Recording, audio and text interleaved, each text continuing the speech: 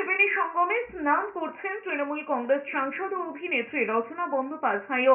সরস্বতী পুজো উপলক্ষে বিশেষ স্নানে যোগ দিয়েছিলেন তিনি। পরনে গেরুয়া। ঝটিকা সফরে এলাহাবাদ ও বেনারস ঘুরে তিনি ফিরে গিয়েছেন দিল্লি। সেখানে চলছে সংসদের অধিবেশন, আর তারপরেই যে সময় তার দল সংসদে সুর চড়িয়েছে যোগী সরকারের বিরুদ্ধে, মুখ্যমন্ত্রী মমতা বন্দ্যোপাধ্যায় পদপিষ্টের ঘটনায় কটাক্ষ করেছেন উত্তরপ্রদেশ সরকারকে, সেই সময় রচনা বন্দ্যোপাধ্যায়ের গলায় শোনা গিয়েছে উত্তরপ্রদেশ প্রশাসনের প্রশংসা। বেজায় খুশি রচনা বন্দ্যোপাধ্যায়। উত্তরপ্রদেশ সরকারকে সাধুবাদ জানিয়েছেন সুন্দর ব্যবস্থাপনার জন্য। রচনা বন্দ্যোপাধ্যায়ের কথাই এক দারুণ অভিজ্ঞতা।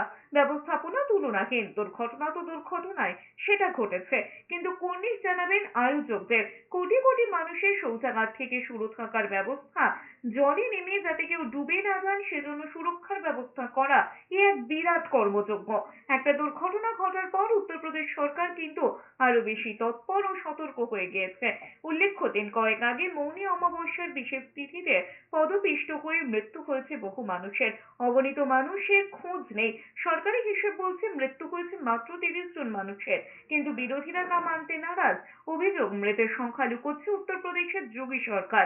এ নিয়ে উত্তাল হয়েছে সংসদ, আর ঠিক তখনই মহাকুম্ভ নিয়ে আপ্লুত তৃণমূল কংগ্রেস সাংসদ ও অভিনেত্রী রচনা বন্দ্যোপাধ্যায়।